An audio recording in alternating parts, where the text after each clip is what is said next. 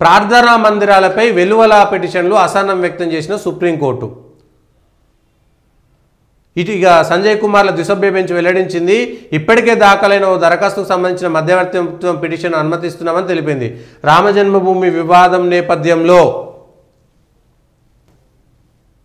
కేంద్ర ప్రభుత్వం 91లో ఒక ప్రత్యేక చట్టం తీసుకొచ్చింది. ఆగస్టు 15, 47 నాటికి ఉనికిలో ఉన్న ప్రార్థనా మందిరాల మతపరమైన స్థితిని మార్చడానికి వీల్లేదని చట్టం స్పష్టం చేసింది. ఈ చట్టానికి ఉన్న చట్టబద్ధతను ప్రశ్నిస్తూ అశ్విని కుమార్ ఉపాధ్యాయ అనే వ్యక్తి సుప్రీంకోర్టులో వేసిన పిటిషన్ మొత్తంగా తేనె తుట్టని కదిలించింది. దేశంలోని 10 మసీదులపై హక్కులను ప్రకటిస్తూ హిందూ సంస్థలు పలు కోర్టుల్లో 18 పిటిషన్లు దాఖలు చేశాయి. అయితే వీటిపైన సుప్రీంకోర్టు నిలిపివేసింది. వాటిలో షాహీ ఈద్గా, కృష్ణ జన్మభూమి, కాశీ విశ్వనాథ్ జ్ఞానవాపి మసీదు, సంబాల్ మసీదు వివాదం ఇందులో కొన్ని. ఈ వివాదాల నివృత్తికి 1991 నాటి చట్టాన్ని ప్రామాణికంగా చేసుకోవాలని పలు ప్రతిపక్ష పార్టీలు కోరుతుండగా హిందూ సంస్థలు, మితవాద సంఘాలు ఈ చట్టాన్ని గట్టిగా వ్యతిరేకిస్తున్నాయి. ఈ చట్టాన్ని గట్టిగా అమలు చేయాలంటూ ఇటీవల సుప్రీంకోర్టులో పిటిషన్ దాఖలు చేసింది ఎంఐఎం. శాంతియుతంగా జీవించేందుకు ప్రతి పౌరుడికి అధిక అవకాశం కల్పిస్తూ చట్టాన్ని మరోసారి ధృవీకరించాలని సమాజ్వాదీ పార్టీ ఖైరానా ఎంపీ ఇక్రా చౌదరి అభ్యర్థించారు. గతంలో తాను వేసిన పిటిషన్ను స్వీకరించినట్టు నోటీసు తనకు అందలేదని కోర్టు దృష్టికి తెచ్చారు. తాజాగా ఈ స్వీకరించినందుకు ఆయన స్పందించారు. ఈ తరహా పిటిషన్లు గతంలో అనుమతించామని, ఇక ఇటువంటి వాటిని స్వీకరించబోమని స్పష్టం చేశారు. నోటీసులు పంపని పిటిషన్లు తిరస్కరిస్తున్నామని కూడా చెప్పారు. మరి ఎందుకు స్వీకరించరు? ఎందుకు దేశం మొత్తం తేనె తుట్టని కదిలించొద్దు? 1947లో 91లో కాంగ్రెస్ పార్టీ పివి నరసింహారావు ఈ దేశానికి చేసినటువంటి ద్రోహం అట్లాంటిది. 91లో ఈ దేశానికి చేసిన 1947లో మిత్రులారా, ప్రజలారా అర్థం చేసుకోవాల్సింది, 1947లో బ్రిటిష్ అనేటువంటి దొంగల నుంచి, అంతకుముందు మొఘలాయిలు లేకపోతే దేశం మీద దండయాత్ర చేసినటువంటి అనేక మంది, వాడు తురిష్కులా, వాడు మొఘలాయ, వాడు నిజామా, వాడు టిప్పు సుల్తానా, ఎవడైనా ఈ దేశానికి సంబంధం లేని ఈ దేశం మీద దండయాత్ర చేసినటువంటి దొంగల నుంచి మనకు స్వాతంత్రం వచ్చిందా లేదా? మరి స్వాతంత్రం వాళ్ళంతా ఈ దేశాన్ని సర్వనాశనం చేసినటువంటి దొంగనా కొడుకులా కాదా?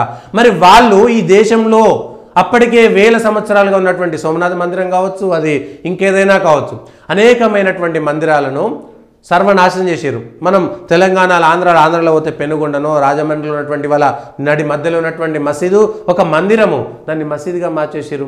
జోగులాంబ అమ్మవారిది అష్టాదశ శక్తిపీఠాలు కదా, శక్తిపీఠంలో దర్గా కట్టారు. వేములవాడ గుడి లోపల దర్గా కట్టారు. మరి వాటన్నిటికీ మోక్షం రానప్పుడు, వాటన్నిటిని పక్కకు పెట్టినప్పుడు ఈ దేశ స్వాతంత్రం ఎవరి కోసం రాబోయే అని ప్రశ్నించాల్సినటువంటి బాధ్యత, హక్కు మనకున్నదా లేదా? ఇగో రాజకీయ నాయకుల యొక్క స్వార్థానికి, కుతర్కానికి నిట్ట నిలువన బలి అయిపోయినటువంటి వాళ్ళు ఎవరో ఇంకా చెప్పాల్సినటువంటి అవసరం లేదు. 47లో దేశ విభజన నుంచి మొదలు పెడితే ఈ దేశంలో మెజారిటీ ప్రజల యొక్క హక్కులను పూర్తి స్థాయిగా కాలరాస్తూ ఓటు బ్యాంక్ రాజకీయాల కోసం హిందువులను మొత్తం పూర్తి స్థాయిగా నాశనం చేసినటువంటి రాజకీయ పార్టీల భర్తం పట్టకపోతే సుప్రీంకోర్టులు ఇవాళ మేము స్వీకరించమంటారు కదా, అన్నిటి కలిపి ఒకటే చెప్పండి. ఈ దేశంలో ఒకటి కాదు 100 ఉన్నాయి. ఇవాళ ఏఎస్ఐ ఉంది. మరి ఎందుకు ఇవాళ మనది గతమంతా ఘన చరిత్ర అనేది పక్కన పెట్టేసి వచ్చే భవిష్యత్ తరాలకు మా పూర్వీకులంతా ఎందుకు పనికిరాని దద్దమ్మలు, వీళ్ళు ఎందుకు పనికిరాలేదు, వేల సంవత్సరాలుగా దుర్గతి చెందినటువంటి మన అనేకమైనటువంటి కట్టడాలన్నిటినీ రక్షించుకోలేకపోయినటువంటి దద్దమ్మలు అనేటువంటి విధంగా చరిత్రను లిఖించే విధంగా ఇవాళ కోర్టులు చెప్పదలుచుకున్నాయా? వీటన్నిటికీ ఖచ్చితమైనటువంటి తీర్పులు రావాల్సిందే. రాకపోతే భవిష్యత్తులో ఇంకెంతకాలం 75 ఏళ్లలో కొట్లాడాల్సినటువంటి పరిస్థితి. మరి స్వాతంత్రం వచ్చినాక 5-10 ఏళ్లలోనే ఇవన్నిటికీ ఒక శాశ్వత పరిష్కారం తీసుకురావాల్సినటువంటి రాజకీయ పార్టీలు, వ్యవస్థలన్నీ కూడా పూర్తి స్థాయిగా వైఫల్యం చెందినాయి కేవలం ఓటు బ్యాంకు రాజకీయాల కోసం.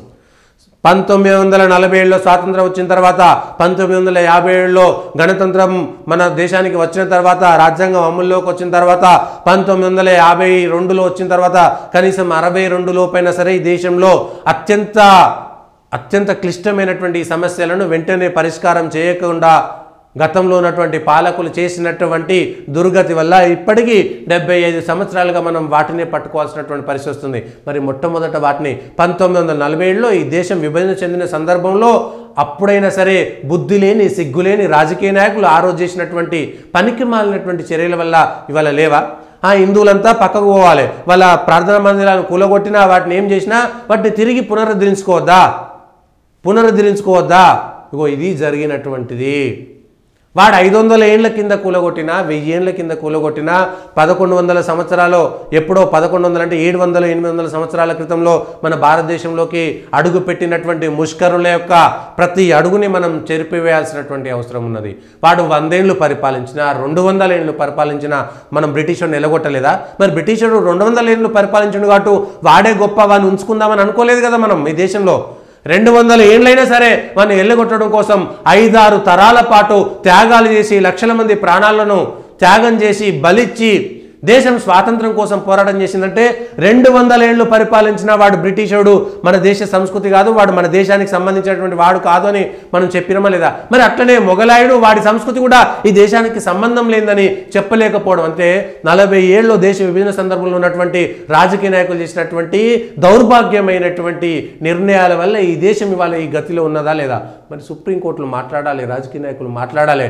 కేవలం ఓటు బ్యాంక్ రాజకీయాల కోసం మాత్రమే ఎంత దూరమైన దిగజారి ప్రధానమంత్రుల పదవుల కోసం ఒకడు పాకిస్తాన్ని ఒకడు భారతదేశాన్ని చీల్చుకున్నటువంటి దుర్మార్గులైనటువంటి వాళ్ళను మనం ఇవాళ తలుచుకోవాల్సినటువంటి పరిస్థితి వచ్చింది.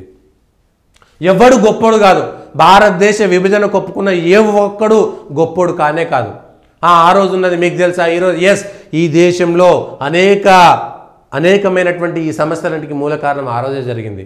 వాటికి శాశ్వత పరిష్కారం లభించే దిశ వచ్చినా కూడా అంబేద్కర్ చెప్పాడు చాలా స్పష్టంగా, భారతదేశం భవిష్యత్తులో అనేకమైనటువంటి సమస్యలను ఎదుర్కొంటుంది.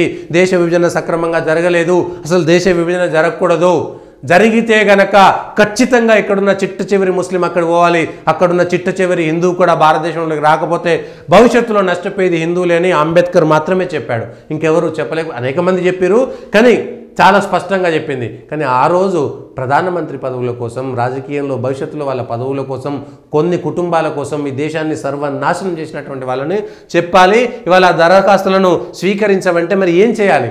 మరి ఎందుకు ఇవాళ ఈ కోర్టులు ఎందుకు, ఈ ప్రభుత్వాలు ఎందుకు, ఈ చట్టాలు ఎందుకు, ఈ స్వాతంత్రం ఎందుకు, ఈ రాజ్యాంగం ఎందుకు అని ప్రశ్నించేటువంటి హక్కు దేశ ప్రజలుగా మాకు లేదా?